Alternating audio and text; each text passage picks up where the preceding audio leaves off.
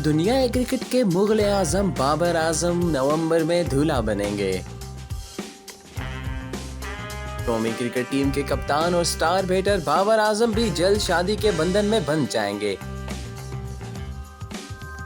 उनकी शादी अपनी खाला की बेटी से तय पाई है। क्रिकेट के मुगल आजम बाबर आजम की शादी की तैयारियां शुरू हो गई हैं। खानदानी जराये के मुताबिक बाबर आजम की शादी भारत में होने वाले क्रिकेट वर्ल्ड कप के बाद होगी। बाबर आजम दिसंबर में होने वाले पाकिस्तान के ऑस्ट्रेलिया टूर से पहले दूल्हा बन जाएंगे और ज्यादा इम्कान यही है कि उनकी शादी नवंबर में होगी।